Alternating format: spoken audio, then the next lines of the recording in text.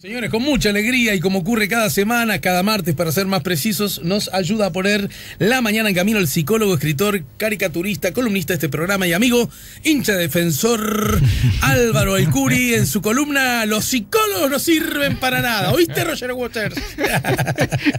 ¿Oíste, Peñarol?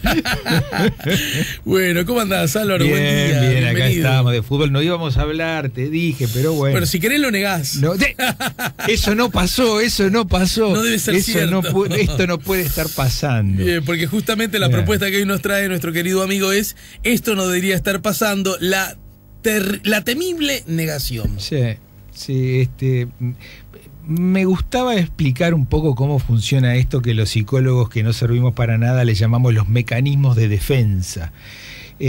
A veces cuesta entender cómo mucha gente ilustrada, informada, inteligente, niega alguna parte de la realidad. En realidad debo decir que esta columna está dedicada a mi sobrino Octavio, que una vez dijo chiquito, estaba pasando algo malo que a él no le gustaba y movía así la cabeza y decía, esto no puede estar pasando, esto no puede estar pasando. No, y quedó para la historia, Octavio. quedó para la historia esta actitud de esto no lo soportaba y se decía a sí mismo, esto no puede estar pasando, esto no puede estar pasando.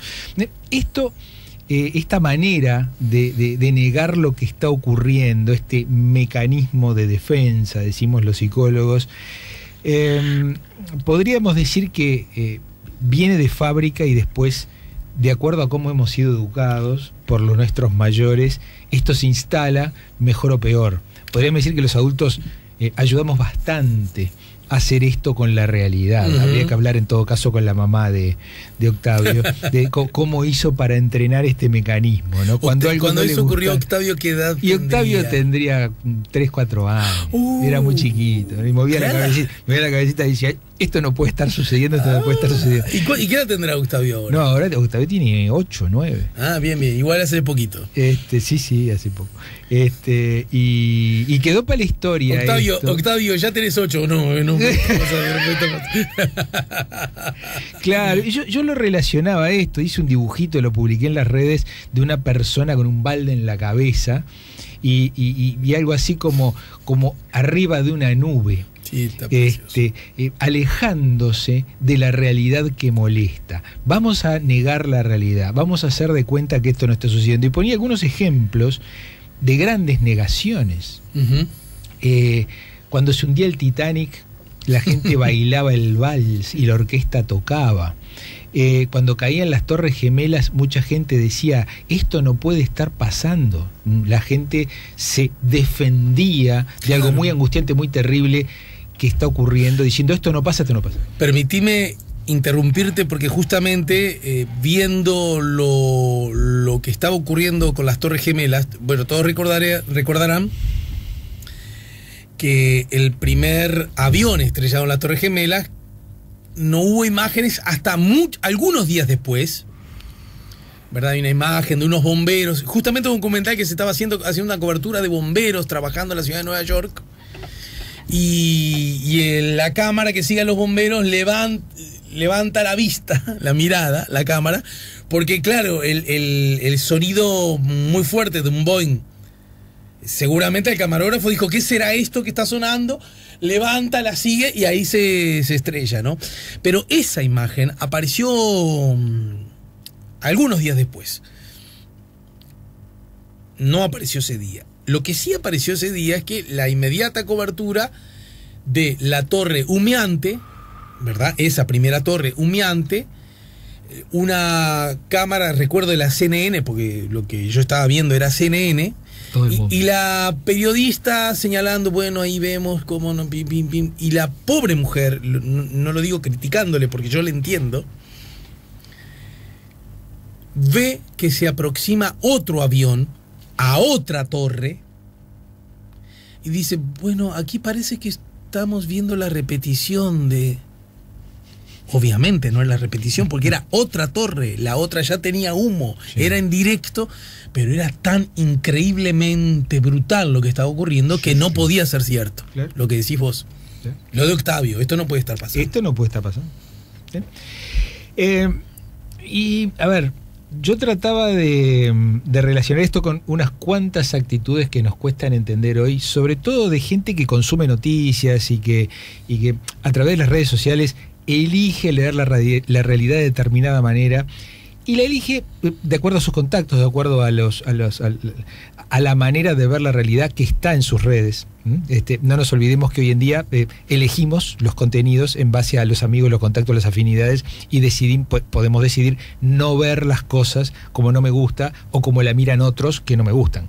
Entonces, el mecanismo de negación sirve para protegernos de esas miradas que no coinciden con la mía. Y después voy y opino, y digo, y tomo posesión, en base muchas veces a proyecciones, iba a decir el lapsus, a posiciones muy sesgadas.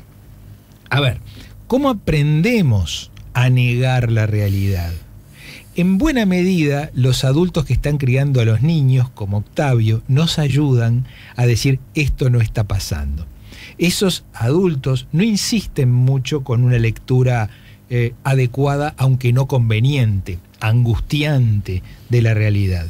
Más bien nos ayudan a decir, no, esto no está pasando, enfoquémonos en otra cosa, poné los dibujitos, tapemos el ruido de la bomba con el ruido de Cartoon Network, por decirlo de alguna manera. Vamos a jugar como que esto no existe. ¿Cuál es el problema de esto?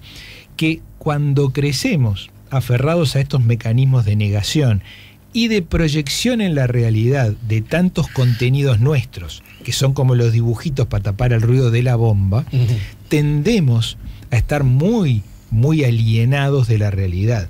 Vamos a distinguir, hay negaciones de la realidad que rayan o directamente nos sumergen en la locura, en el delirio, en el estar locos, en el estar alienados, en el estar psicóticos. Por supuesto, ya son posturas extremas. Pero más acá, sin esos extremos de negar la realidad, en donde la persona que está, hablando vulgarmente, loca, no percibe las cosas tal cual son, está metida en una especie de sueño despierto, sin llegar a esto, aunque muchas veces decimos que el negador de la realidad, che, este está loco, cómo es que está negando cosas tan evidentes, lo hace, digamos, selectivamente. Hay algunas cosas que más bien prefiere omitir, prefiere no ver. A mí me hacen acordar bastante algunos discursos políticos que omiten realidades muy gruesas y que dicen esto no va a pasar acá. ¿Y por qué? Porque yo lo digo o porque es la postura de mi partido, de mi sector. No hay ninguna explicación lógica ni ningún contacto con la realidad. Yo digo esto, salgo a decir tal cosa, porque las cosas son así y chau. Y vos te decís, pero a ver, ¿qué estás haciendo con la realidad? No importa, la realidad, peor para la realidad. Yo estoy marcando una posición. Y ese tipo de cosas es bien lo que tiene que ver con estas proyecciones negadoras. Los psicólogos les llamamos a esto mecanismos de defensa. ¿Por qué de defensa? Porque desde que estamos aprendiendo a lidiar con la realidad, aprendiendo a lidiar con miedos, con angustias, con frustraciones, si estos son muy grandes, más grandes que nuestras fuerzas. No nos olvidemos que aprendemos estas cosas cuando somos niños. Con algo tenemos que defendernos. Nos defendemos de lo que duele, de lo que da miedo, de lo que angustia. ¿Cómo me defiendo? En este caso, diciendo, como decía Octavio, esto no puede estar pasando. Hay otro mecanismo del cual nosotros hablamos bastante en estas columnas, que es el de la proyección. Yo coloco mi contenido, mi color, mi explicación, mi fantasía en la realidad. De esa manera intervengo la realidad, de tal forma que la dibujo, la arreglo, la acomodo para que sea menos angustiante, me dé menos miedo, me provoque menos angustia. No podemos estar pensando o tomando contacto todo el tiempo con cosas que dan miedo. Por ejemplo, papá, mamá, he pensado en la muerte, eso me da miedo. ¿Qué decimos papá y mamá cuando un chiquito, yo que sé, de menos de 5 años, por ahí, nos dice alguna cosa como estas? No pienses en eso, pensá en otra cosa. Es una de las respuestas más fáciles y más útiles, ¿no? A ver, es bastante lógico decirle esto a un niño. Nosotros hacemos esto también. Yo, a ver, no voy a estar pensando, por ejemplo, cuando me muera, como tampoco voy a estar pensando en que voy a tener alguna enfermedad degenerativa cuando sea viejo, o no voy a estar pensando si tengo un trabajo que me van a echar o la empresa en la que trabajo se va a fundir. No pensamos, de alguna manera nos protegemos, adoptamos una actitud, si se quiere, comillas, negadora ante cosas que probablemente vayan a pasar. Sí, porque me voy a poner viejo, capaz que voy a tener una enfermedad degenerativa, capaz que me voy a morir, pero vamos a no pensar en esto ahora. Claro, ahí estamos mostrando el costado equilibrado de la negación.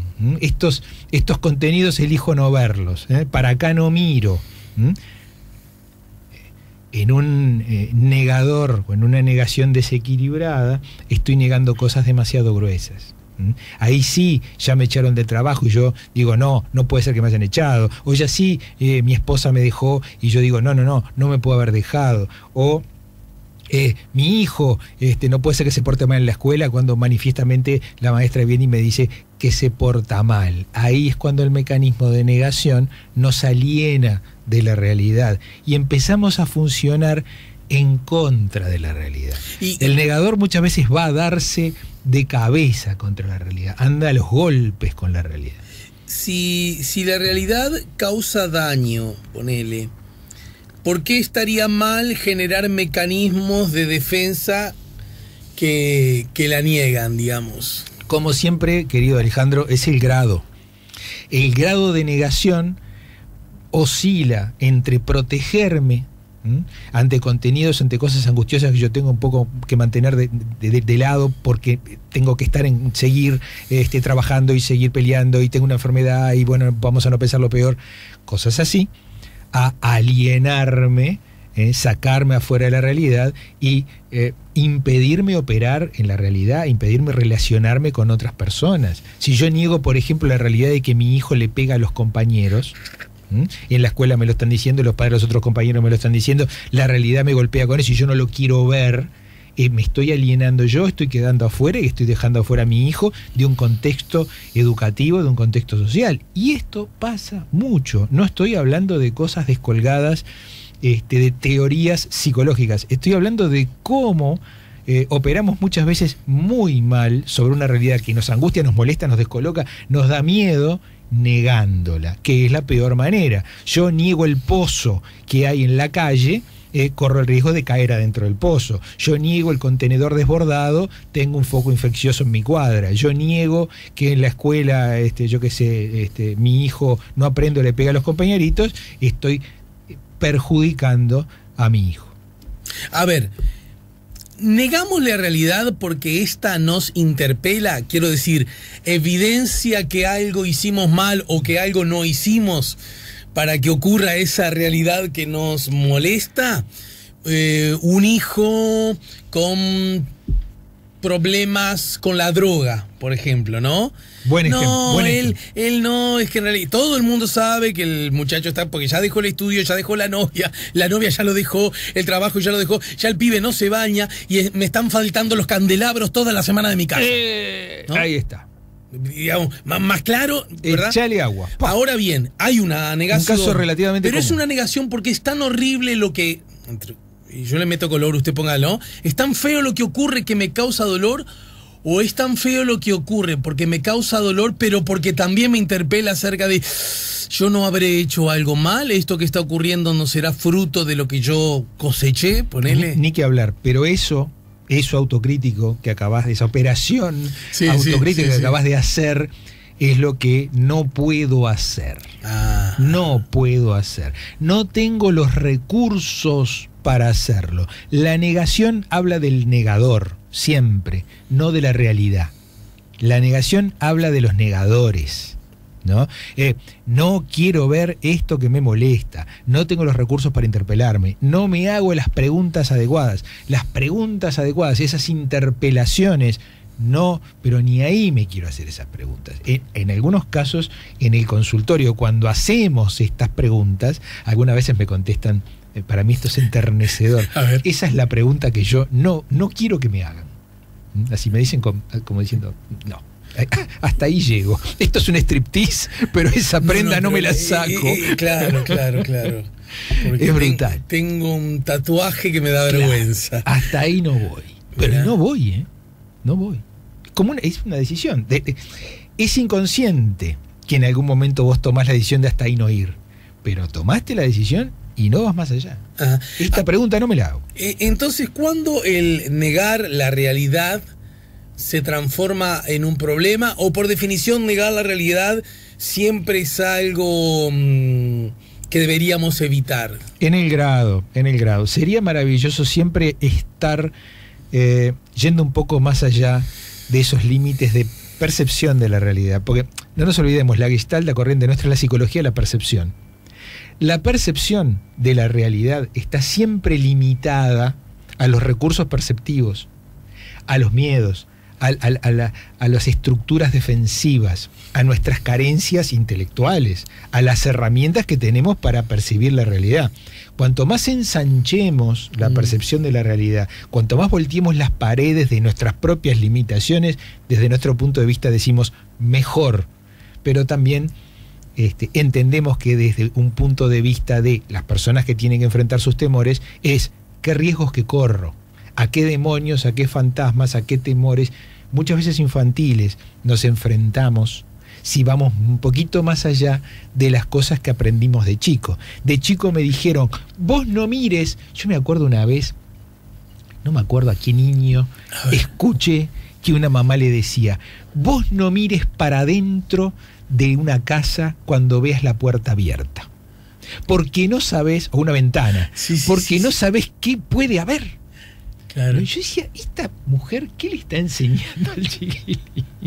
Le está enseñando esto para que no sea chusma, porque tiene miedo que vea a alguien desnudo, porque tiene miedo de que... ¿no? Pero vos fíjate, y un niño que tiene 3, 4, 5 años, va ahí caminando, para él es palabra santa, es la verdad revelada, ¿no? Y vos llegás a la madurez y no mirás para dentro de ninguna casa, ninguna puerta, ninguna ventana, porque te dijeron que podés ver algo incómodo, podés ver algo que está mal.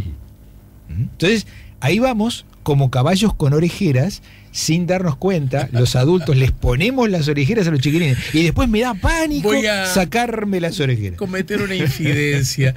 No sé si se lo han dicho, y si se lo dijeron le entró por un oído y le salió por el otro. Mi esposa es una chusma profesional de las casas ajenas. Pero en este sentido, qué infidencia. Va por la vereda y hay una ventana abierta. Mira. Hace todo lo contrario. Mira, todo lo contrario. Dice, nos pasa mucho, ¿sabes dónde? En Buenos Aires, claro. o en otras, en París, hemos viajado a algunos lugares. La fascinación de saber cómo serán las casas por dentro en otro lugar. Ese periodismo. Me parece que es algo anterior a eso. A mí me dicen a veces, claro, vos haces muchas preguntas porque sos periodista, ¿no? Y digo, no, es exactamente al revés. Ya que preguntaba tanta cosa constantemente, me metí en esto. No, pero volviendo al asunto, la idea de cómo es el por dentro, otras personas, cómo decoran, cómo tienen los muebles, cómo... Hay una cosa que me quedé pensando, hablando de lo doméstico, acerca de lo que negamos. Podría generarse una... Siento que nos pasa mucho, ¿sabes qué? Con los olores. Los olores de las casas. Ajá. Que nos desagradan. Tendemos a taparlos con perfumes, ¿no? Perfumes, aerosoles y todo eso. Y en realidad hay que preguntarse cuál es la fuente del olor. Vos hablabas de París, ¿no? Los inventores de los perfumes. No los hacían para las casas, querido amigo Alejandro. Yo no estaba hablando de lo hacían para uso personal. No, pero quiero decir, hay muchas veces, pasa con los olores, que porque buscar las causas a veces da pereza. Ay, no será un caño roto, la pucha carajo, te digo, y hay que llamar al sanitario y hay que romper y me va a salir 200.000 pesos y no sé cuánto, y el vecino se va a enojar conmigo. Entonces, ¿qué le mando al costado del water? Perfumol. Claro. sapolio. Le paso el chivo. ¿Entendés? Me parece que... Desde el punto de vista de los sentidos, lo que vos estás diciendo es un sapolio, claro, a las realidades que nos siente que muchas veces hacemos eso, ¿no? El gran Joseph Campbell, del cual hemos hablado acá, un especialista en mitos, estudioso del pensamiento mágico que genera los mitos de las civilizaciones, de las poblaciones, del ser humano, hablando respecto del pensamiento científico. Decía que el pensamiento científico era el más valiente porque se tiraba en contra de todos los mitos. No me vengas con el dios de esto, o el dios de lo otro, o el rayo, o el trueno, o el pensamiento mágico, los espíritus, yo qué sé. El pensamiento científico dice... no estoy necesitando construir esos mitos, no los necesitamos, dejalos de lado, tiralos al diablo, no uses ningún mecanismo de estos y enfrentate a la realidad tal cual es. Decía Campbell que era mucho más amable, amigable ante una cosa angustiosa, una tormenta, el rayo, el trueno, la muerte, crear una historia, un mito, una leyenda, un relato para protegernos. ¿Qué crea Campbell? Pues yo siempre estoy como redescubriéndolo. Siempre es más amigable, confortable, nos da consuelo tener una linda historia, un relato, una creencia religiosa, algo para enfrentarnos a una realidad que nos angustia, que nos frustra. Justo me tocas este tema en un momento donde estoy cursando un curso en la Facultad de Humanidades, también en la FIC, en las Ciencias de Información y Comunicación, que tiene que ver con mitos, mitologías y laicidad. Y entre otras cosas, bueno, el aporte que han hecho algunos pensadores acerca de el pensamiento científico arrasó con todo eso. Claro. Y desde, supuestamente arrasó. Claro, y desde Levi-Strauss para acá, claro, hay esfuerzos cada vez más subrayados en hacerlos dialogar, ¿verdad? Esos mitos, esas leyendas, ese conocimiento no científico con el científico. Entonces me parece muy interesante. Hay estudios de eso que estás diciendo, yo ahora no me acuerdo de los autores, que dicen que justamente la idea del siglo XX era que el pensamiento científico iba a arrasar con, claro, las creencias, con los mitos de la leyenda, claro, y eso no pasó. Mitologías, laicidad historicidades, espacio público y comunicación en el Uruguay contemporáneo. Bueno, y sobre eso estamos ahí. Muy interesante. Sí, muy interesante, ya lo creo. Totalmente... iba a decir totalmente gratis. Pagué, pero la verdad, pagué una cosa ridícula. Qué bueno, allí es bueno, la es bueno Facultad de Humanidades. Todos los viernes. El viernes pasado, un viernes se corrió porque era el día del funcionario y nadie lo había notado que ese día. Entonces se corrió, y otro viernes se corrió porque fue feriado ayer. Por lo tanto, recién va a terminar el viernes próximo. Qué bueno. Ya en el final, ¿qué dirías? El que niega la realidad ¿está en condiciones de sospechar, de darse cuenta en alguna medida para hacer después un cierto proceso o no hay caso? Vos sabés que con el paso de los años y de las horas de vuelo en el consultorio, uno se hace respetuoso de los mecanismos de defensa. Claro.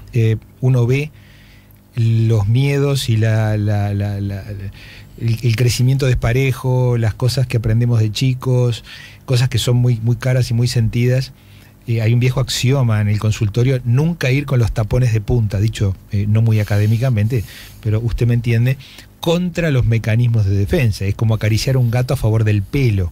Vas a contrapelo del mecanismo de defensa y automáticamente se cierra todo y no te dejo entrar. Entonces hay que ser respetuoso con los mecanismos de defensa, tratar de entender de que todos los usamos, todos los necesitamos. Nadie es un lector completamente objetivo de la realidad, y el que lo cree, y yo escucho a algunos que lo creen, yo soy objetivo, y a mí eso también es un mecanismo de defensa. Obviamente. Porque vos tenés tu corazoncito y vos le vas a poner un color y alguna cosa vas a omitir y otra, y es natural hacerlo. Ale, un buen ejemplo es Bonomi diciendo sensación térmica. Esto a propósito de la inseguridad. Buenos días, Diego. Que no te pase como a Saralegui. Guarden plata para el domingo contra mi cuadrito defensor en el 2018. Va con onda. Abrazos, lo dice Magela. Esto tenía que ver, me parece, con la Copa Libertadores. Algunos comentarios anteriores, pero no entendí ahí mucho el vínculo con Vamos con a tener defensor. que jugar contra 18 cuadros para empezar a jugar Copa Libertadores. No, pero igual le fue bastante bien, ¿no? Es verdad. Porque si hubiera ganado Cerro Sí, o Liverpool. Sí, señor. No, creo que Liverpool incluso se hubiera empatado. Porque Sí, señor. tenía mejor saldo Estábamos todos que ahí. Cerro. Ahí ya quedaban fuera de la Todos Copa entre Libertadores. Veraus. Sí. Bueno, mi querido Alvarito, muy buena semana, buen arranque de mes. Le agradezco. Te recuerdo que estamos en el mes 11. No seas negador de la realidad. Ya está terminando el año. Sí, señor. Sí, señor. Bueno. Vamos a hacer Supongo que tenés alguna asignaturas festichola, pendientes. algo. Sí, vamos a hacerla. Vamos a arriba. hacerla. Ya tengo fecha y todo. Me hiciste acordar, no te había invitado. Ah. Pero porque Mirá. lo acabo. No. Negador.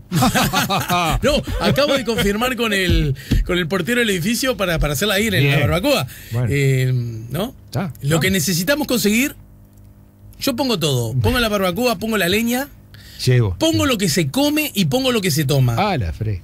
Todo. Necesitamos el que las haga las cosas. Ah, la. Bueno. Y no te cuento. Un asador. No, Un sí, asador así de. ¿Y quién necesitamos- fue la última vez? Mi viejo, pero mi viejo ahora está afuera. No. Mira. Sí. Nada, porque el asador un poco lleva la de perder, ¿no? Hay gente que le encanta. Hay gente que le encanta. Bueno, justamente hay que Necesitamos hay ese que asador encontrar a ese vocacional. que le encante, justamente, que lo disfrute, que lo aprecie. Yo no, primero que soy un... Si hay que Ese hacerlo, que se se hace. saca la camiseta y transpira. Ay, sí, todo se pone el short y insert coin. Pero es el personaje del asado. ¿no? Sí, por es el supuesto. protagonista. Existen, solo que yo no formo parte de esa. Claro. Y me parece que vos tampoco, ¿no? No, en alguna época hice esas cosas, pero estoy un poco. Pero vamos a conseguir. Vamos Bien, vamos a conseguir. Vamos arriba. Lo Todo lo lanzamos demás así al éter. No, Hacemos usted me hizo una pregunta. un casting de asador. Ah, casting de asador. Un casting de asador. Vamos haciendo algunas ¿por qué no? experiencias previas, 3, 4 asados, ¿no? ¿Te gusta? Para dar con el asador Claro, justo. claro. Me ofrezco a participar de Una jurado especie del de casting. máster asador. Exactamente. Y traemos a Puglia, traemos a Narda, traemos a Lucía y traemos a Longuén. O lo lanzamos acá a la audiencia, a ver si hay uno. Bueno, muy bien. Gracias, Alvarito. Buena Por semana. favor. Álvaro El Curi nos ayudó a poner la mañana en camino. A propósito de su columna, los psicólogos no sirven para nada. Hoy la idea consigna, esto no debería estar pasando. La terrible negación. Ya volvemos con La Mañana en Camino.